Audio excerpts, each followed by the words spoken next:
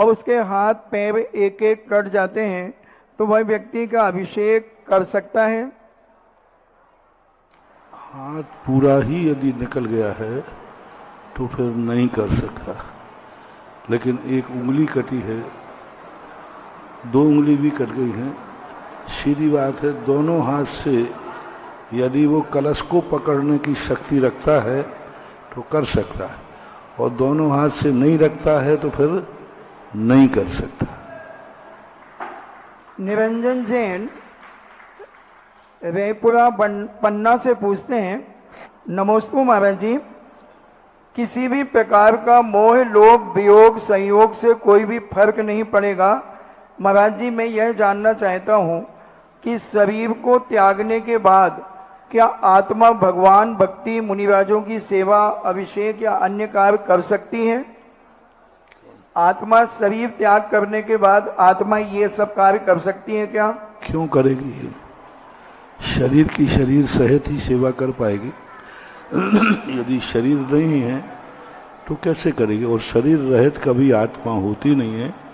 मात मरण के समय अधिकतम 3 समय के लिए ये 9 कर्म रूप शरीर नहीं रहता है, फिर भी वहाँ कार्मण शरीर तेजस शरीर रहते हैं।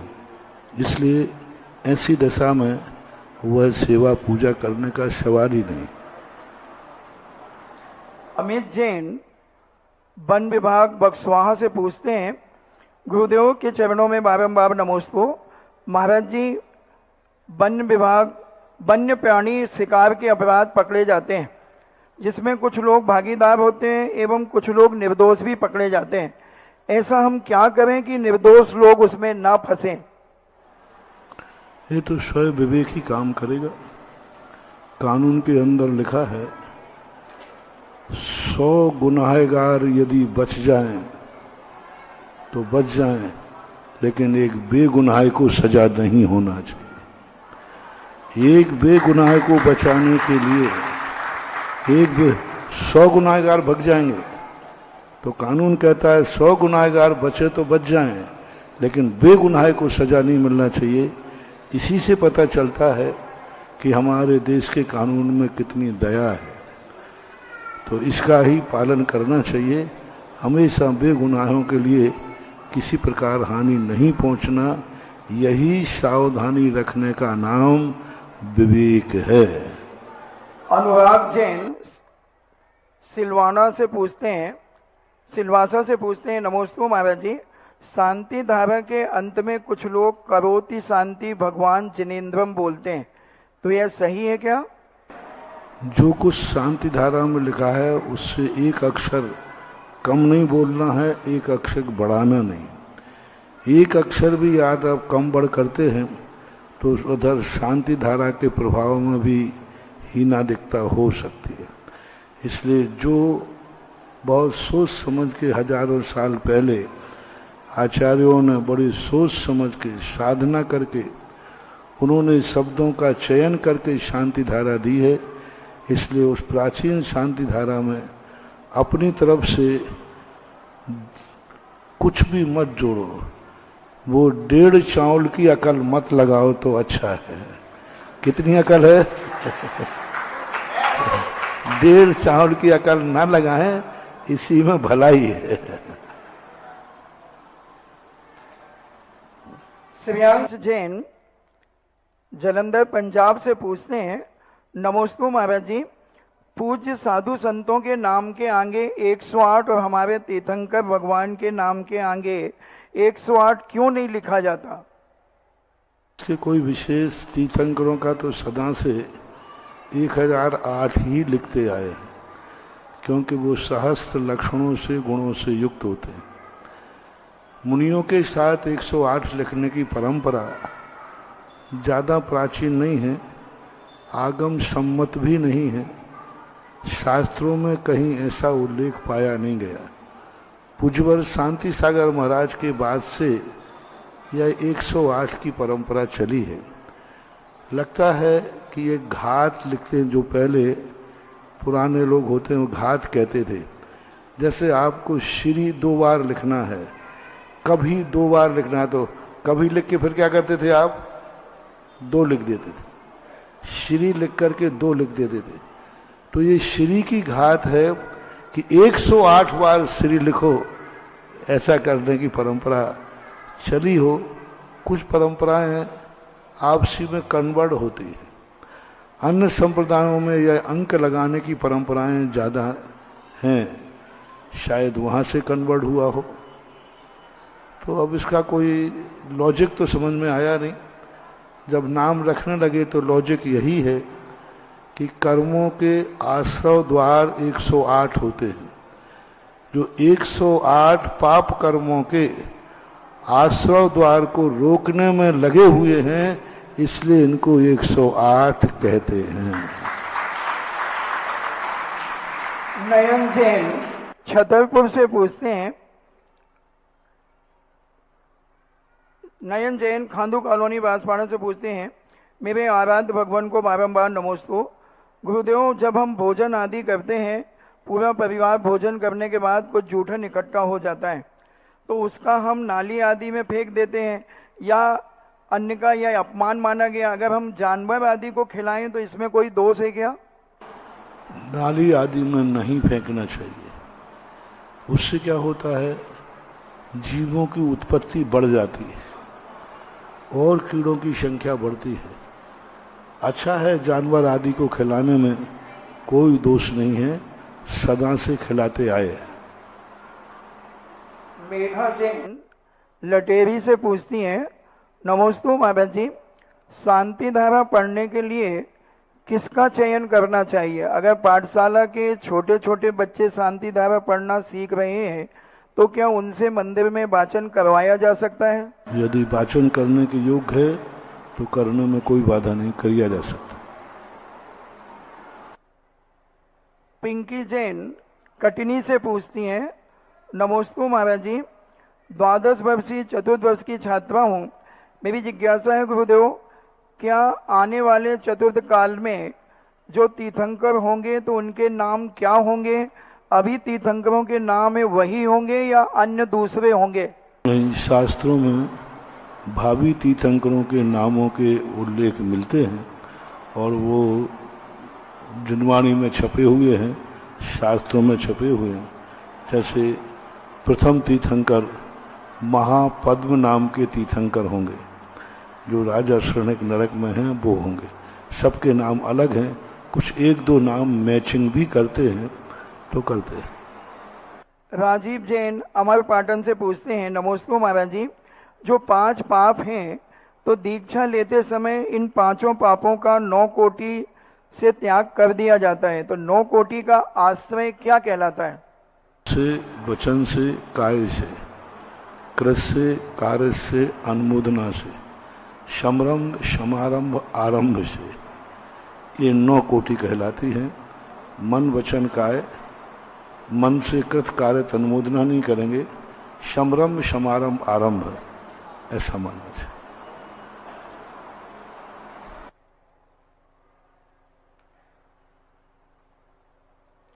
डॉक्टर मगन जैन आष्टा से पूछते हैं, परम पूज्य मेरे आराध्य गुरु के चरणों में नमोस्तु। भगवान, कारण के बिना वस्तु का स्वभाव, प्रकृतिशील कैसा होता है? के बिना तो कोई कार्य होता ही नहीं, और स्वभाव जो होता है वो भी कारण निहित होता है। अग्नि का स्वभाव उष्ण है, अब है, वहां क्या कारण बना है? कोई कारण नहीं, क्योंकि अग्नि गर्म होती है, जलाती है, ज्वलनशील है। आंख देखती है तो देखती है, कान सुनते हैं तो सुनते हैं, सूर्य प्रकाश देता है सो देता है। अब उनके कारण की बात कहें तो उनकी योग्यता ही वहां कारण है। आंख में देखने की योग्यता है, यही योग्यता ही कारण मान लिया जाए, ऐसा। नूतन जैन दिल्ली से पूछती हैं, नमोस्तु महाराज जी, जीव और कर्म इनका स्वभाव कब से है, इनका अस्तित्व कब से है? अनादि संबंधित तत्वार्थ सूत्र में एक सूत्र है, अनादि, इसका कोई आदि नहीं है। जब से जीव है तब से कर्म है, और दोनों का संबंध भी तभी से है। अमित जैन नागपुर से पूछते हैं, नमोस्तु महाराज जी, किसी का मृत्यु भोज का त्याग है और 1 साल या दूसरे साल में उनकी पुण्यतिथि के रूप में शांति विधान आदि होता है, उसके पश्चात सामूहिक भोज का आयोजन किया जाता है, तो उस भोज में अगर हम भोजन करते हैं तो क्या मृत्यु दोष के दो भोजन का दोष आएगा? नाम बदल लेने से दोष नहीं मिट जाएगा। लोगों ने मृत्यु भोज नाम न करके शांति विधान भोज रख दिया। अभिप्राय तो वही है ना, अभिप्राय में भोज नहीं रखना चाहिए। मृत्यु जैसे कार्य के भोज का उल्लेख आगम में कहीं मिला नहीं है, जैन में भी नहीं, हिंदुओं में भी नहीं, कहीं देखने को नहीं मिला। इतने राजा महाराजाओं ने मरण किया, चक्रवर्तियों ने मरण किया, लेकिन किसी के भोज के संबंध में कोई उल्लेख नहीं आया। भोज के संबंध में उल्लेख नहीं है सो बात नहीं है, शादी के भोज के संबंध में उल्लेख है। राजा महाराजाओं की शादियां हुई, उन शादी में आए हुए भोजों का उल्लेख मिलता है, बड़े बड़े भोजन हुए। लेकिन मृत्यु किसी की हुई है, इतने राजा महाराजाओं की मृत्यु, कभी भी मृत्यु के उपलक्ष्य में कोई भोज रखना आगम विरुद्ध है, नीति विरुद्ध है, और वास्तु से भी भूखे मर जाना, लेकिन किसी के मरे का मत खाना, बहुत वास्तु से मरे का मत खाना। आप बाद में चाहे 10 बार खाना, मरे के उपलक्ष्य में मत खाना। यहां तक कि मैं कहता हूं, वास्तु ये कहती है मरे की वस्तु भी तुम्हारे घर में नहीं आए। किसी मृत्यु ने तुम्हें गिलास दे दिया, टंकी दे दी, XYZ बांटते हैं ना मृत्यु के उपलक्ष्य में, उनको कभी घर में नहीं रखना। बहुत नकारात्मक एनर्जी देते हैं, बहुत नकारात्मक। किसी की भी मृत्यु के स्मृति की में कोई भी चीज घर में नहीं लेना, और वो चीज तो लेना ही नहीं जो तुम्हारे उपयोग में आती हो, और किसी के पास हो तो आज ही उठा करके सड़क पर रख देना।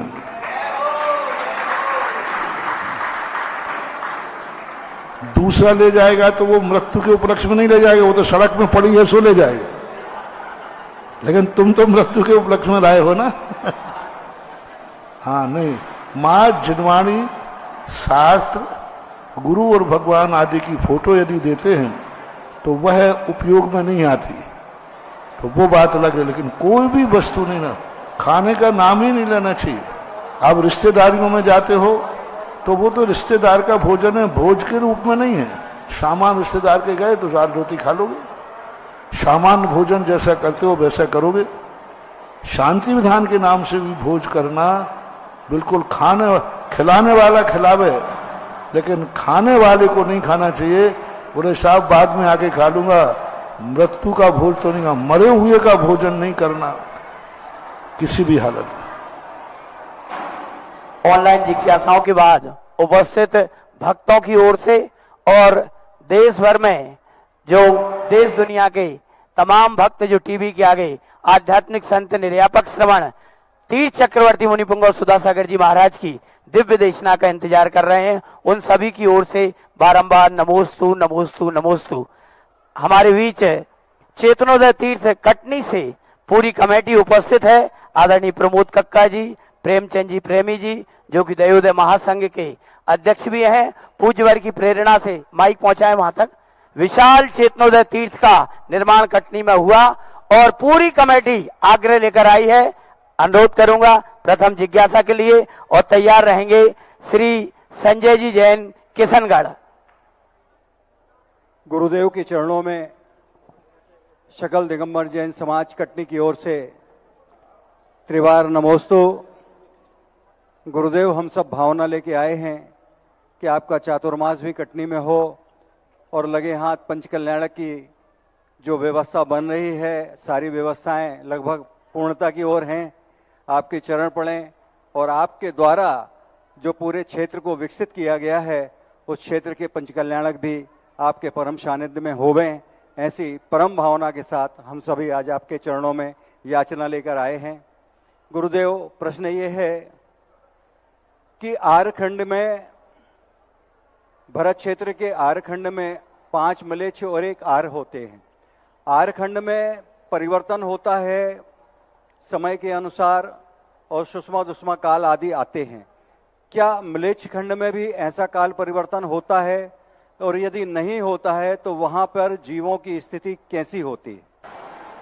पूज्यवर उमा स्वामी महाराज ने श्री तत्वार सूत्र के अंदर भरतई रावत योर वृद्धि आसौ षट सम्याभ्याम मुस्सर्पणी वत, तो इन्होंने पूरे भरत रावत में कहा है मलेच्छ खंड में भी यहाँ के समान ही परिवर्तन होता है, वहां की उम्र, वहां की आयु, वहां की सब कुछ। दूसरा प्रमाण पत्र यह है कि यदि वहां का परिवर्तन न माना जाए तो भरत चक्रवर्ती की काया 500 धनुष थी और 32,000 मलेच्छ खंड से रानियां लाता है। उनकी उम्र, उनकी हाइट 500 धनुष है, और आखिरी चक्रवर्ती जो 12वां चक्रवर्ती हुआ वो भी 32,000 रानियां लाता है। उस समय उसकी हाइट बहुत कम, 7 हाथ प्रमाण लगी। अब 7 हाथ प्रमाण 32,000 रानियां 500 धनुष वाली लाएगा, यानी एक ऊंचाई 500 धनुष यानी 3,000 फीट, यानी पति तो है 7 फीट का, नहीं चक्रवर्ती तो हुआ 10.5 फीट का। चक्रवर्ती यहां है ना आर्यखंड में, और पत्नी हुई 3,000 फीट की। आप लोग मैचिंग कर लो, मुझे तो कोई आपत्ति नहीं है। अरे वैसे ही तुम लोग कहते हो कि पुरुष बड़ा हो पत्नी छोटी हो, तो कितना अंतर नहीं बनेगा। और मलेच्छ खंडों के जीवों का आना जाना भरत क्षेत्र में बराबर बना रहता है। इसलिए पूज्यवर उमा स्वामी महाराज के अनुसार जो कथन है वो मलेच्छ खंडों में भी परिवर्तन होता है, ऐरावत और भरत सभी में। नमोस्तु गुरु। श्री प्रेमी जी भी जिज्ञासा रखेंगे, देवोदय महासंघ के अध्यक्ष प्रेमी जी। संजय जी तैयार रहेंगे अपने परिवार सहित। मुनिपुंग सुधा सागर जी महाराज के चरणों में बारंबार नमोस्तु। छुल्लक महाराज जी के चरणों में इच्छामी। गुरुदेव, संसारी अवस्था और गृहस्थ अवस्था दोनों में विपत्तियां भी खूब आती हैं और हर्ष के भी मौके कई बार आते हैं। तो विपत्तियों के समय गुरुदेव धैर्य कैसे रखें? कई बार मन बड़ा विचलित होता है। और हर्ष के समय समता कैसे रखें? हर्ष के समय ही हम विपत्ति के समय को सुधार सकते हैं। हर्ष के समय पर हम इतने ज्यादा हर्षित हो जाते हैं कि हम ये भूल जाते हैं कहीं विपत्ति आए तो उसकी तैयारी क्या करें।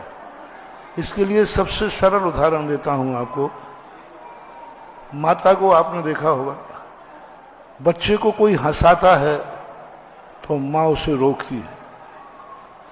अब बच्चे को कोई हंसा रहा है तो माँ क्यों रोकती है? हंसाना तो अच्छा है, लेकिन माँ को ज्ञान है कि बालक जितना हंस रहा है बाद में उतना रोएगा। ये सीधा सा सिद्धांत इनका है, और यही कंसेप्ट सारी दुनिया में है। जब हर्ष हम विवेक से रहित होकर करते हैं, हर्ष में हम जब फूल जाते हैं तो वह पुण्य पापानुबंधी पुण्य बन जाता है। जैसे कि अपने पास लाख रुपया आया, हर्ष का दिन अच्छा हुआ, अब उसके लिए अपन ने किसी प्रकार से करने का मन हुआ, अच्छा पैसा है चलो कुछ करते हैं। ऐसे ही और आंखों में देखने की ताकत आई, बहुत अच्छी ताकत है। हम गंदा देखने लगे, हम गंदा सुनने लगे, हम गंदा बोलने लगे, गंदा करने का भाव होने लगा, तो उसी समय हमारे लिए पापानुबंधी पुण्य का बंध हो जाता है, और वो पापानुबंधी पुण्य हमें फिर जाकर के दुख की तरफ ले जाता है। इसलिए सभी नीतिकारों ने दुख से बचने का एक ही उपाय बताया है कि सुख के दिनों में सावधान रहें, दुख के दिनों में नहीं। दुख के दिनों में तो सभी सावधान हो ही, कांटे बिछे हों तो सब देख के चलते हैं, लेकिन नीति कहती है फूल जब रास्ते में बिछे हों उस समय जो सावधानी से चलता है उसके जीवन में कांटे आते ही नहीं। लेकिन कांटों के समय तो हम सावधान हो जाते हैं और फूलों के समय इसी बात को नीतिकार ने कितना अच्छा लिखा कबीर ने दुख में सुमरन सब करें, सुख में करे न कोई। अब यह जो नीति है जैन दर्शन की नीति है कि जब तुम्हारे अच्छे दिन रहते हैं उस समय हमें निर्धारण करना है, कल दुख भी आ सकता है, इसलिए उस समय सुख के दिनों में, हर्ष के समय में हम सावधान रहें तो हर्ष का दिन तो अच्छा निकलेगा, दुख का दिन आएगा ही नहीं है। जिज्ञासा रखेंगी श्री संजय जी पहाड़िया किशनगढ़ परिवार सहित आए हैं, वो तैयार रहेंगी श्रीमती अनामिका जैन पथरिया। नमोस्तु महाराज जी, इच्छामी महाराज जी। महाराज जी, आज के समय में लोग शेयर मार्केट में इन्वेस्टमेंट करते हैं और ब्रोकर्स उन्हें इन्वेस्टमेंट करवाते हैं और नुकसान तो सभी बिजनेसेस में होते हैं। तो महाराज श्री, जैन धर्म के अनुसार शेयर मार्केट में इन्वेस्ट करना उचित है या अनुचित है? शेयर मार्केट जो है एक कानूनन विधि थी जिसे कानून में पढ़ाया जाता है। शेयर मार्केट का अर्थ है साझेदारी की कंपनी। 100 लोग मिलकर, 500 लोग मिलकर, 1000 लोग मिलकर एक पूंजी इकट्ठा करके वेतन करते हैं। लेकिन आज का जो शेयर बाजार है ये जुआ का रूप ले लिया। आज का शेयर बाजार जिस विधि से चलता है ये विधि नहीं है, और उस विधि के अंदर जो मुख्य लोग उसमें हैं, एक दिन में छलांग लगा दें, एक दिन में गिरा दें। तो जब कोई भी धंधा जुए का रूप ले लेता है तब वही अहितकारी होता है। जैसे आज वादे के धंधे हैं, वादा कर दिया इतनी चांदी हमने ली, इतनी तुमने चांदी दी, अब चांदी है ही नहीं, पता नहीं है कि नहीं, चांदी है ही नहीं, बस इतना कह दिया 1 क्विंटल हमने चांदी दी, तुमने 1 क्विंटल चांदी कहाँ है? तो ये धंधा कहलाता है वो वायदे का, ये धंधा कहलाता है जुए का, और ये धंधा गलत होता है। 1 क्विंटल चांदी है तो 1 क्विंटल चांदी दूसरे के पास है तो वो चांदी कहीं ना कहीं तो है, तो वो कंपनी कहलाती। तो कंपनी लॉ, मार्केंटाइल लॉ जो पढ़ाए जाते कोर्सों में, उसमें एक कंपनी वो भी होती है जो शेयर से बनती है। लेकिन आज की पद्धति में शेयर बाजार बिल्कुल खतरनाक है, भूल करके भी उसमें नहीं जाना चाहिए। आज तक मैंने शेयर बाजार वाले को कभी भी जिंदगी भर शांति से सोते हुए नहीं देखा। शांति से जिंदगी नहीं, उसका नियम से उतार चढ़ाव होगा ही होगा, क्योंकि जुआ का रूप ले लिया। इसलिए शेयर बाजार करना, वादे के सौदे करना, ये सब कम करो और भली थोड़ा कम खाओ लेकिन गम खा के सो। श्रीमती अनामिका जी, और तैयार रहेंगे श्री विजय कुमार जी विश्व कटनी। नमोस्तु महाराज जी। महाराज जी, मेरी जिज्ञासा ये है कि इतने सारे तीर्थंकर की जन्मभूमि और मोक्ष भूमि रहती है, तो काल परिवर्तन होता जाता है, तो हम जब कभी भी देखते हैं तो बोलते हैं इस भगवान की जन्मभूमि है। तो मेरी जिज्ञासा का समाधान कीजिए कि क्या वह अभी भी शाश्वत है? और एक जिज्ञासा और है महाराज जी कि ऐसा क्या करें कि आप भूमि में कोई अंतर नहीं आता, भूमि के आकार प्रकार में अंतर आता है। पार्श्वनाथ टोंक में कोई अंतर नहीं है, आकार में अंतर आ जाता है। इसलिए जन्मभूमियां वगैरह सब वही हैं जो पहले थी। श्री विजय जी विश्व, माइक रख दें। तो महाराज जी, कटनी से विजय कुमार विश्व परिवार का नमोस्तु नमोस्तु नमोस्तु। हे प्रभु, एक शंका ये है, जिज्ञासा है कि भोग भूमि में महिलाओं को क्या प्रथम संगनन होता है? भोग भूमि में प्रथम संगनन ही होता है, जितनी नाप महिला होती सभी को होता ही है। लेकिन हुंडा और सर्पणी काल के कारण मरु देवी को प्रथम संगनन नहीं था, क्योंकि कर्म भूमि भोग भूमि के काल में शुरू हो गई थी। तो ये छोड़ दें, बाकी सभी भोग भूमि, उत्तम, मध्यम, जघन, तीनों भोग भूमियों में बज्जुसम नाराज संगनन ही होता है। ऐसा केवली भगवान के कितने प्रातिहार होते हैं? केवली भगवान को कितने प्रातिहार होते हैं? केवली भगवान के प्रातिहारों के संबंध में कोई चर्चा नहीं, क्योंकि कहीं भी केवली भगवानों के उल्लेख तो किए गए। भरत थे, बाहुबली थे, ये वर्षों लाखों लाखों वर्षों तक इन्होंने उपदेश दिया। लेकिन ये जब विहार करते थे तो क्या चवर ढूंढते थे, क्या कमल बिछते थे, छत्र लगते थे, ऐसा कोई उल्लेख हमें शास्त्रों में देखने में नहीं आया। क्योंकि बहुत सारे मुनिराज थे, श्री रामचंद्र जी ने भी वर्षों उपदेश दिया गंध कुटी लगाकर। बस एक गंध कुटी का उल्लेख जरूर मिलता है कि एक गंध कुटी की रचना होती है जब वो विराजमान होकर उपदेश देते हैं। बाकी प्रातिहार्यों के संबंध में, सामान्य केवली के संबंध में आगम का उपदेश नहीं मिल रहा है। जिज्ञासा रखेंगी श्रीमती सुशीला जैन, सुशील जैन जबलपुर। तैयार रहेंगी श्रीमती संध्या जैन सराफ पथरिया। शीघ्रता करें, माइक पहुंचाएं। जिज्ञासा रखेंगे दर्शनोदय तीर्थ थुवंजी कमेटी उपस्थित है। श्री विपिन जी, अध्यक्ष अशोक जी टिंगू मिल, समस्त उपस्थित श्रोता। परम पूज मुनि सुधा सागर महाराज जी को नमोस्तु नमोस्तु नमोस्तु। छुल्लक जी को इच्छामि इच्छामि इच्छामि। महाराज जी, मेरी जिज्ञासा, मैं कहानी कविता लिखती हूँ, उसमें आधी तो वास्तविकता होती है और आधी कल्पना होती है, तो उसमें झूठ का पाप तो नहीं लगता होगा। मैं 12 वर्षीय कोर्स की 7वीं क्लास की बुजुर्ग छात्रा हूँ। मैं ये कह रही हूँ कि लिखना चाहिए कि नहीं लिखना चाहिए कहानी कविता? जहां न पहुंचे रवि वहां पहुंचे कवि। कवि के लिए कल्पनाओं की छूट दी जाती है। वो कविता का नाम ही है, एक अलंकार भी है, अति संयुक्ति अलंकार। अति संयुक्ति का अलंकार का अर्थ ही है कि सब झूठा। हनुमान की पूंछ में लगन न पाई आग, लंका सारी जल गए निशाचर भाग। अभी पूंछ में आग लगी नहीं हो लंका, तो ये कविताओं में चलता है। दर्शनोदय तीर्थ थुवंजी कमेटी के सभी अध्यक्ष सहित सभी पदाधिकारी और तैयार रहेंगी श्रीमती संध्या सराफ। खड़े हो जाएं। तीर्थ चक्रवर्ती जगत पूज निर्यापक श्रमण मुनि पुंगव श्री सुधा सागर जी ऋषिराज के चरणों में श्री दिगंबर जैन दर्शनोदय अतिशय तीर्थ क्षेत्र थोवंजी अशोकनगर समाज का बारंबार नमोस्तु। गुरुदेव, आज पूरी कमेटी आपके चरणों में जिज्ञासा रख रही है। पूज्य गुरुदेव, हम सबकी ये भावना है, ये जानना चाहते हैं कि आपके सानिध्य में पूरे देश में बहुत सारे तीर्थों का उद्धार हो रहा है।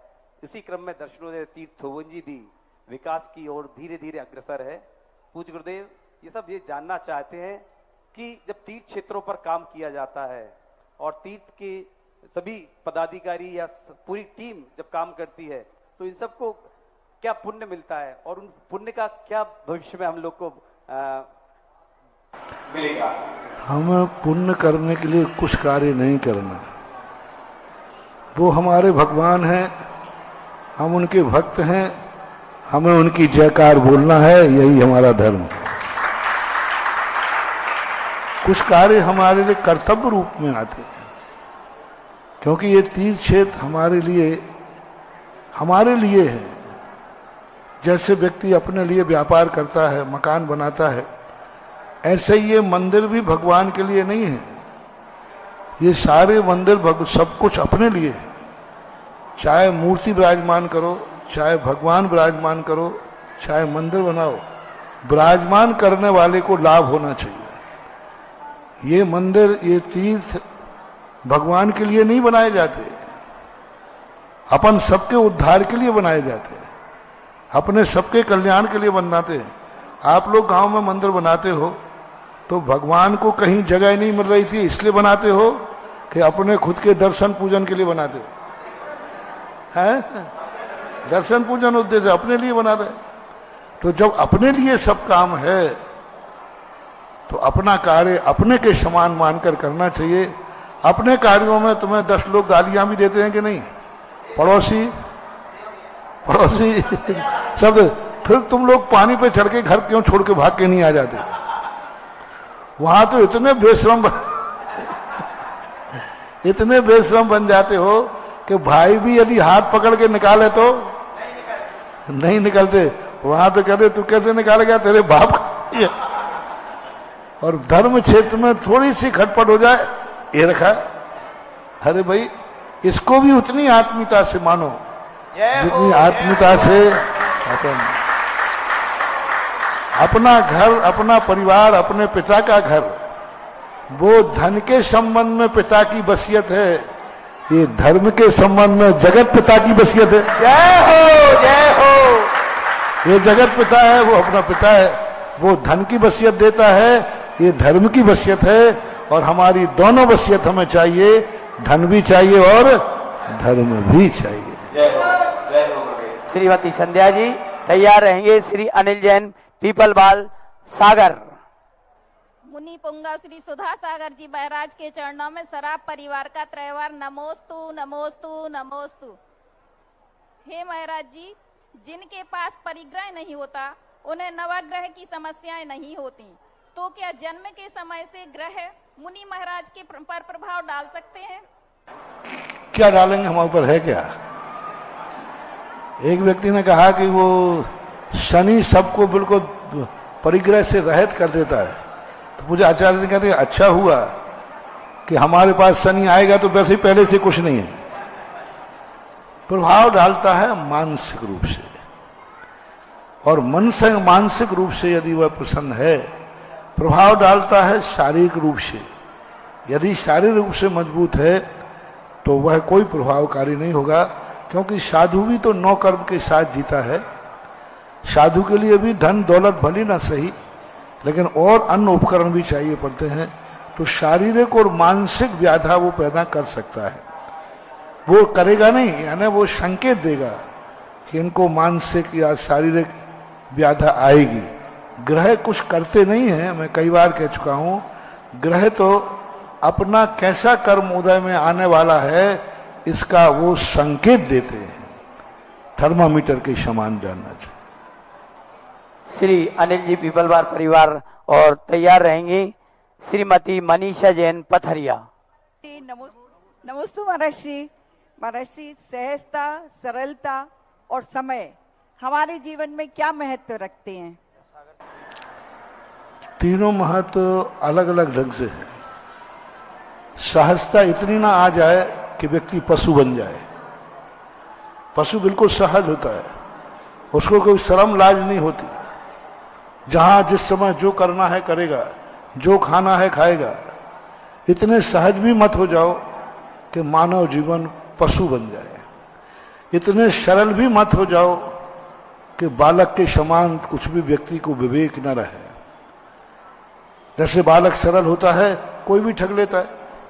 इतने सरल हो जाता है बालक कि कोई उसको चॉकलेट दिखाता है तो उसके पीछे चला जाता है। आपने बच्चों का अपहरण कैसे होता है? ऐसे होता है ना, उसको चॉकलेट दिखाते हैं, अब इतना सरल है वो कि वो ये देख ही नहीं पा रहा है कि ये मेरे परिवार के जन हैं या बाहर के लोग। इतने सरल मत हो जाओ कि बालक के समान कोई भी अपहरण कर ले। इतने सहज मत हो जाओ कि पशुओं के समान हमारी विवेक और सभ्यता खो दें। समय से इतने न बन जाओ कि समय हमें यमराज का रूप दिखा दे और हम सोते रहे। समय के अनुसार हमें नहीं चलना है, हमारे अनुसार समय चलेगा। हमारे अनुसार समय को चलना पड़ेगा। कौन कहता है कि सुबह होने के बाद जागते हैं? कौन कहता है सुबह होने से जागा जाता है? हम लोगों से पूछो, सुबह के होने के पहले जागते हैं। जय हो, जय हो। हाँ, सुनो, लोग कहते हैं कि सुबह इसलिए होता है जगाने के लिए। हम लोग तो जो उसके पहले ही जाग जाते हैं। तो इस समय से इतने पाबंद मत हो जाओ कि हम जागेंगे तब हमारा सवेरा। एक नीति है ना, जब जागो तभी सवेरा है, जब जागो तभी सवेरा है। ये है मानव उत्थान का सूत्र। श्रीमती रश्मि जी। और तैयार रहेंगे सीएमओ साहेगढ़ श्री सेठ पदम कुमार जी। परम पूज्य मम आराध्य गुरुदेव सुधा सागर जी के चरणों में त्रैबार नमोस्तु नमोस्तु नमोस्तु। परम पूज्य छुल्लक जी के चरणों में इच्छामी इच्छामी इच्छामी।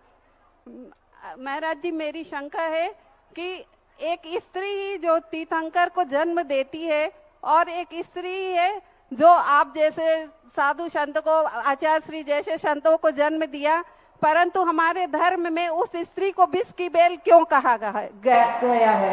उसको क्या कहा? विष की बेल क्यों कहा गया है? मैंने तो नहीं पढ़ा है। संसार में विष बेल नारी तजवय जो, इतना तो हमने पढ़ा है। अरे इतना तो हम नहीं पढ़ा है, इतना तो नारी को विष बेल कहा है, माता को तो नहीं कहा।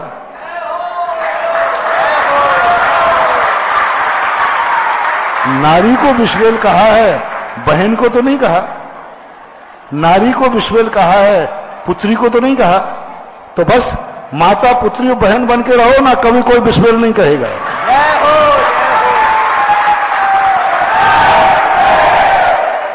नारी तो विषबेल थी, है और रहेगी। माता पुत्री और बहन विषबेल थी नहीं, है नहीं और क्यों चिढ़ती हो? कोई नारी कहे तो क्यों चिढ़ती हो? तुरंत अपने बेटे को याद करो। कह रहा होगा नारी से, मैं तो मम्मी हूं, मम्मी थोड़ी विषबेल है। कोई कहे नारी हो तो कह देना, कह रहा होगा मैं तो किसी भाई की। और कोई कहे नारी है तो कह रहा होगा मैं तो किसी बाप की बेटी हूं। बस ये से नहीं। वहां नारी शब्द जो है, वहां नारी को दृष्टि रूप में कहा। जब नारी दृष्टि में आती है तो वासना पैदा करती है, विकार पैदा करती है। और जब मां दृष्टि में आती है, एक ही नारी के लिए हमारे पूज्यवर शुभचंद्र आचार्य महाराज ने ज्ञानार्णव में लिखा, सर्वेषां शुद्धि नाम भाव शुद्धि प्रशस्यते, एकेन आलिंगते पतिम एकेन आलिंगते अपत्यम।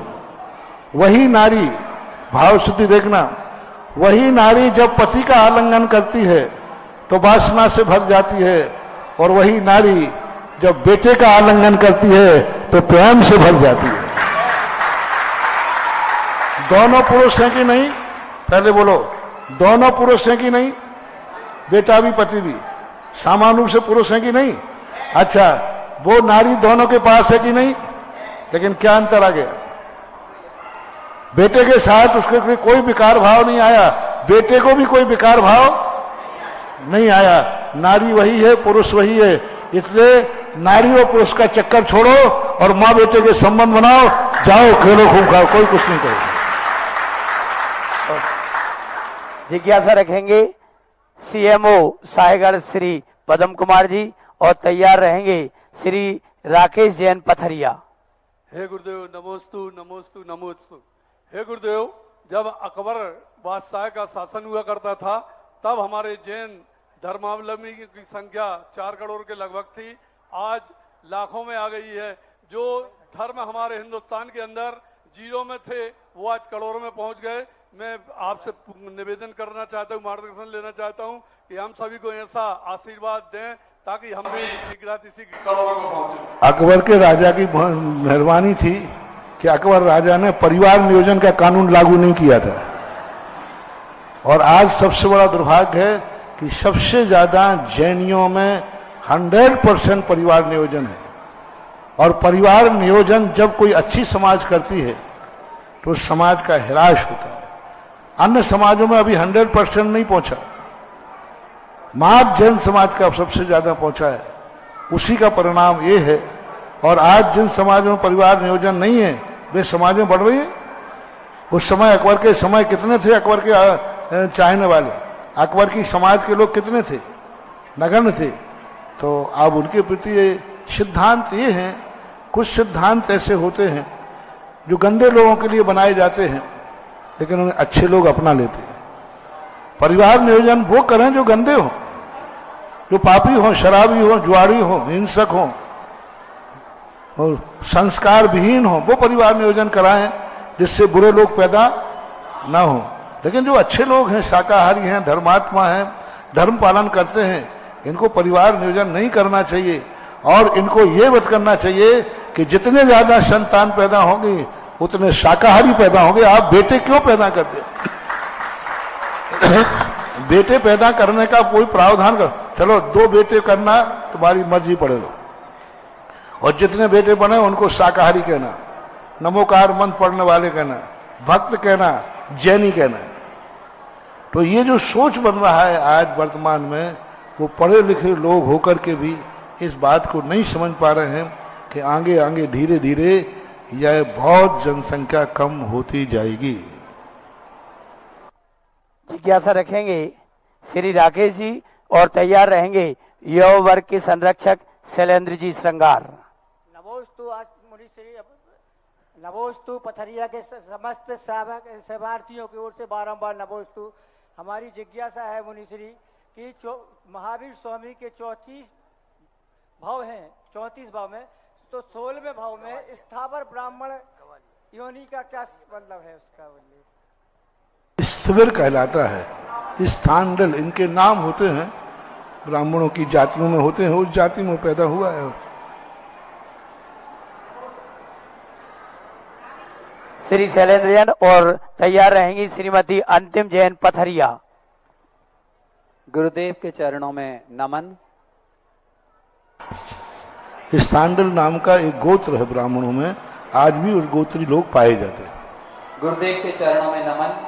नमोस्तु इच्छामि। गुरुदेव, अभी इधर से एक बहन ने प्रश्न पूछा था, संसार में विश्वेल नारी, आपने संदेश दिया माँ बनो, पुत्री बनो और बेटी बनो। इधर से एक प्रश्न अभी अभी आया था कि मृत्यु भोज या जनसंख्या बढ़ाओ, ये सीएमओ महोदय ने प्रश्न किया था। आपके प्रवचनों के माध्यम से पूरे विश्व में आप वो देते हैं यदि व्यक्ति चाहे तो उसका जीवन स्वर्गों सम हो जाए। गुरुदेव, फिर भी आखिर ऐसा क्या है? क्या हमारे समर्पण में कमी है? क्या हमारे दुष्ट कर्म उदय में है? आपके इतनी मेहनत करने के बाद 18 17 घंटे मेहनत करने के बाद भारतवर्ष में श्रावकों पर और श्राविकाओं पर आपकी बात का वो असर क्यों नहीं होता जो आप करना चाहते हैं? गुरुदेव समाधान करें। नमोस्तु गुरुदेव।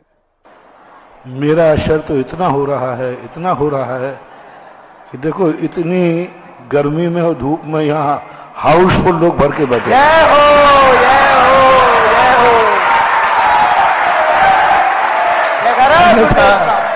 अन्यथा ये बनिया ऐसी गर्मी में बुलाए से भी ना आवे, जय हो, बुलावे से भी नहीं आवे, बसें लगा दो फ्री तो नहीं आवे। और आज तो पथरिया का बाजार का दिन भी है, फिर भी यहाँ बाजार लगा है।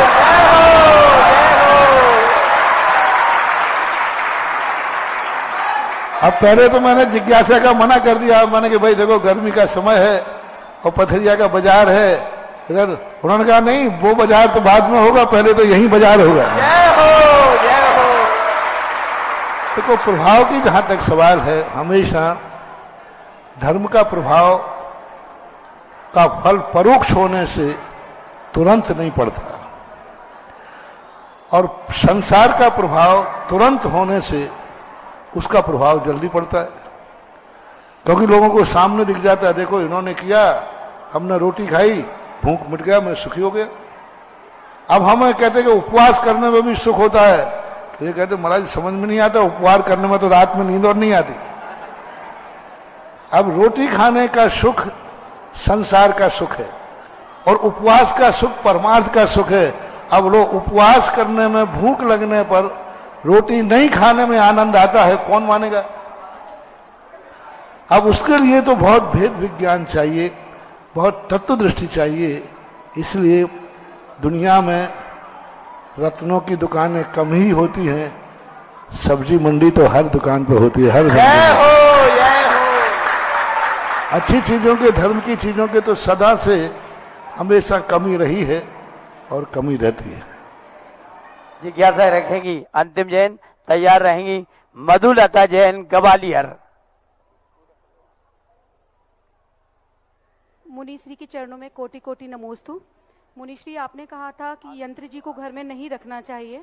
हमारे घर में भक्तांबर महामंडल विधान हुआ था, जिसमें 4x4 स्क्वायर का एक यंत्र जी है, जिसमें 48 काव्य हुए, मतलब बने हुए हैं, और उन पर उनका रिद्धि मंत्र लिखा हुआ है।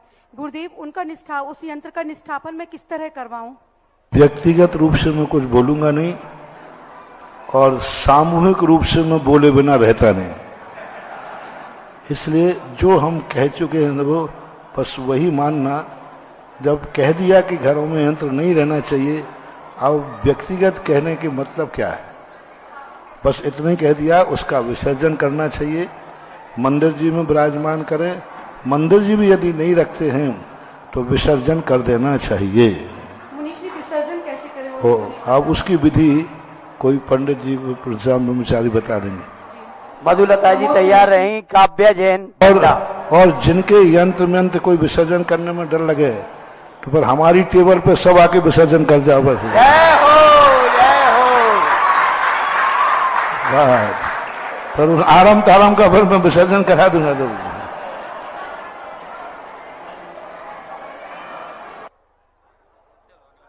जिज्ञासा रखें, तैयार रहें। काव्या जैन बंडा।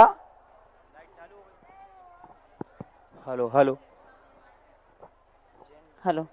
निर्यापक मुनि श्री सुधा सागर जी महाराज जी की जय।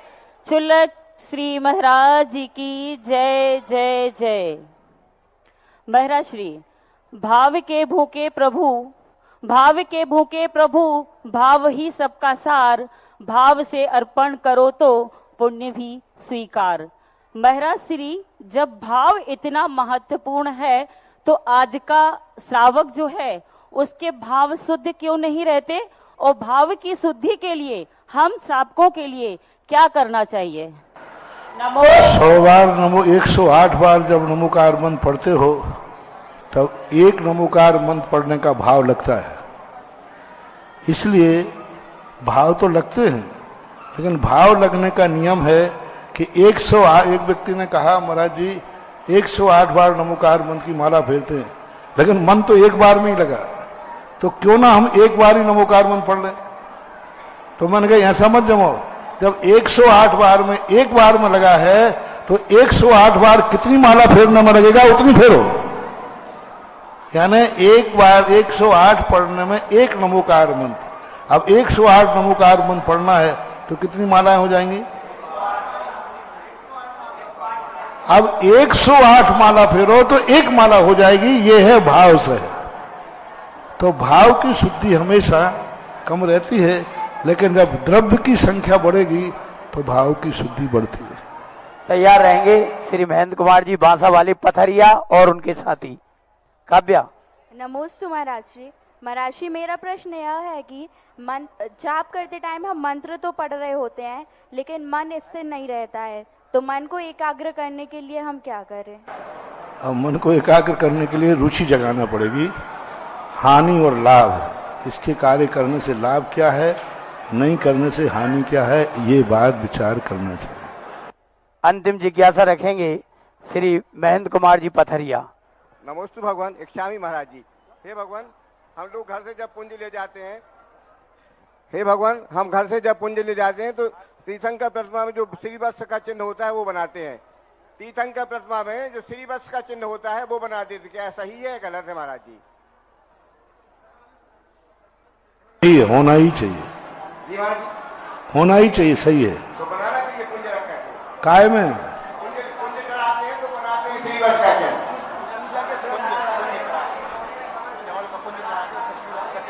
नहीं, वो नहीं बनाना चाहिए।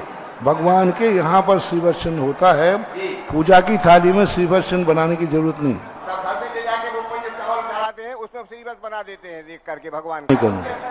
और महाराज जी जो पूजा करते हैं लोग, अभिषेक को ही अपना महत्व देते हैं। 24 लोग अभिषेक करते हैं और 4 लोग पूजा में बढ़ते हैं, पता चली आ रहा है। हाँ, तो इनको क्या होगा, पानी पीने अच्छा मिलेगा, रोटी नहीं मिलेगी, बस इतना हो जाएगा। अतिशय जैन पथरिया और तैयार रहेंगी कीर्ति जैन पथरिया। माइक शीघ्रता से पहुंचाएं। कीर्ति, अतिशय जैन माइक दें। कीर्ति जैन तैयार रहेंगी, तैयार रहेंगी श्रीमती जगत पूज्य निर्यापक श्रमण जी के चरणों में बारंबार नमोस्तु नमोस्तु नमोस्तु।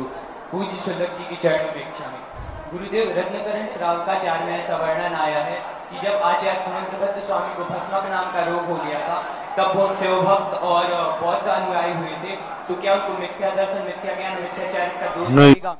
उनका अभिप्राय अलग था, भाव अलग था।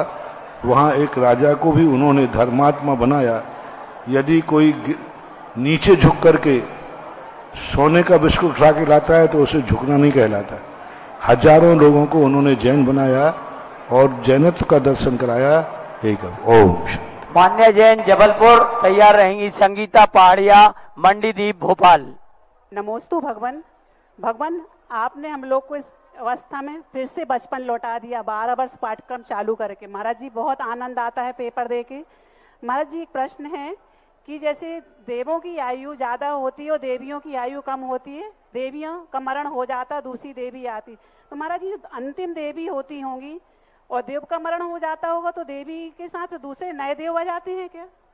इस संबंध में आगम में कोई चर्चा नहीं है और चर्चा नहीं होने के दो कारण हो सकते हैं।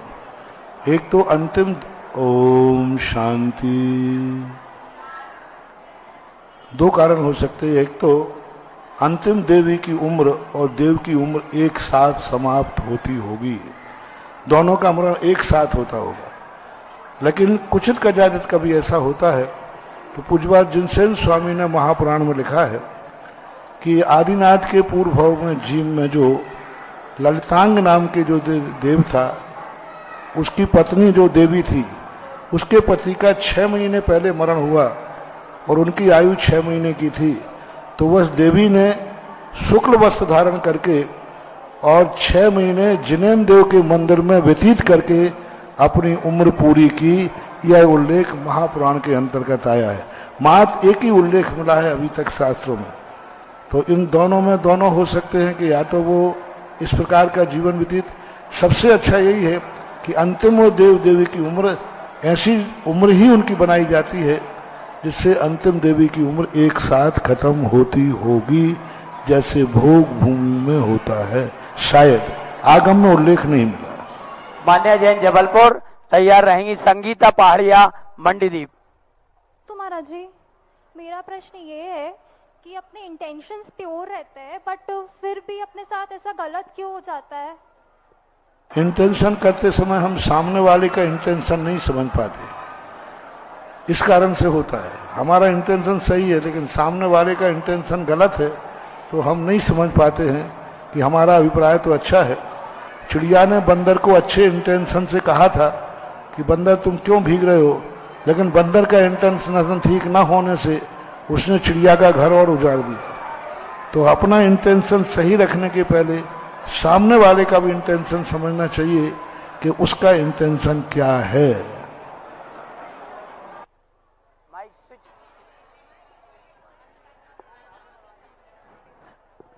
जिज्ञासा रखेंगी संगीता पहाड़िया, तैयार रहेंगे अर्बन जैन बंडा।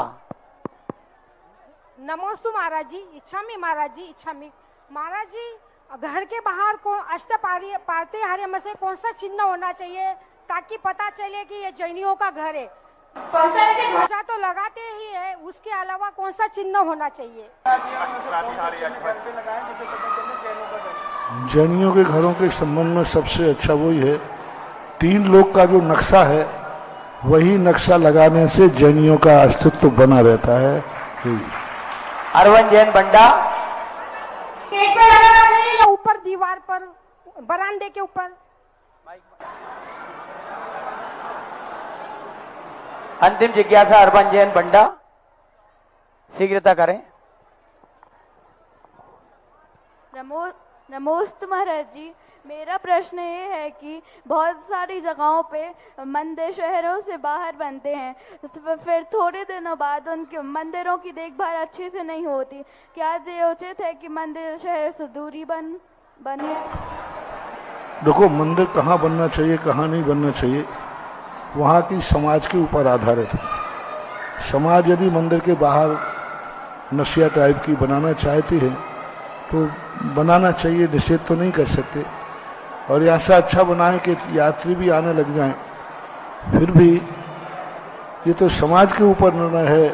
अब यही बात है कि लोग बनाते हैं तो उनकी सेवा भी करना चाहिए, लाभ लेना चाहिए। और इस तरह आज का ये जिज्ञासा समाधान पूर्णता को प्राप्त होता है। कल पथरिया नगर वासियों का भाग्य जागने जा रहा है। परम पूज्य आध्यात्मिक संत निर्यापक श्रमण तीर्थ चक्रवर्ती मुनिपुंगव सुधा सागर जी महाराज का पथरिया नगर में 33 वर्षों के बाद भव्य प्रवेश होगा। आज ये उपस्थित दिखा रही है आपका उत्साह। कल प्रातः काल 5 बजे 5:30 बजे के लगभग पूज्यवर यहाँ से प्रस्थान करेंगे और आपके द्वारों के आगे से पूज्यवर का प्रवेश होगा। अब आपको अपना मन सजाना है, हृदय कपाट को खोलकर परम पूज्य गुरुदेव की भव्य और ऐतिहासिक अगवानी करें, रंगोली सजाएं, द्वार लगाएं। 33 वर्षों के बाद पूज्यवर की भव्य अगवानी के लिए सब तैयार रहेंगे। आइए हम पूज्यवर की महाआरती करेंगे और महाआरती के लिए मैं बोली आमंत्रित कर रहा हूं 11,111 रुपए। आइए महाआरती के लिए 11,111 रुपए, 11,111 रुपए प्रथम बार, 11,111 रुपए। परम पूज्य आध्यात्मिक संत निर्यापक श्रमण मुनि पुंगव सुधा सागर जी महाराज सत्संग की 15,115 रुपए, 15,115 रुपए।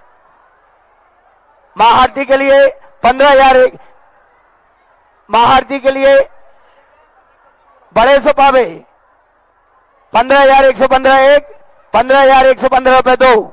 शीघ्रता करें, 15,115 रुपए, 15,115 एक, 15,115, 21,121 रुपए, 21,121 रुपए, 21,000 प्रथम महाआरती के लिए मात्र 2 बोलियां होंगी। 25,125 रुपए, 25,125 रुपए, 25,125 रुपए एक, 25,000 रुपए। परम पूज्य गुरुदेव कल पथरिया की धरती पर 33 वर्षों के बाद महाप्रवेश करने जा रहे हैं। आपका भाग्य जागा है, आपके द्वार से पूज्यवर निकलेंगे। रंगोली सजाएं, द्वार लगाएं और पाद प्रक्षालन महाआरती का पुण्य अर्जित करें। 25,125 रुपए एक, 25,125 रुपए 2, 25,125 रुपए। पहली बोली 25,125 एक, 25,000 इधर माता बहनों की ओर से, 25,131 करें क्या? जल्दी करें अनिल जी। 31,131 रुपया, 31,131, 31,131 रुपए, 31,131 रुपए एक, 31,131 रुपए 2 और 31,131 रुपए 1, 2, 3। और यह सौभाग्य प्राप्त किया है श्रीमती रश्मि, संजय कुमार जी, राजेश कुमार जी, कुबेर परिवार ने। दूसरी बोली 21,121 रुपए, 21,121 रुपए, 21,121 रुपए, 21,121 रुपए एक, 21,121 रुपए। इधर से कौन सी आए? 25,125 रुपए, 25,125 रुपए एक, 25,125 2 और 25,125 1, 2, 3। यह सौभाग्य प्राप्त किया है माननीय श्री सुमत कुमार जी। पूरा मन बनाकर आए थे, प्रारंभ से ही आगे आ रहे थे। पूरा नाम बताएं। श्री सुमत कुमार जी, पथरिया परिवार ने यह सौभाग्य प्राप्त किया है। पूरा परिवार यहाँ उपस्थित है, माता बहनें, अम्मा जी सुबह से ही भक्ति भाव से यहाँ उपस्थित थे। आइए आरती प्रारंभ करें।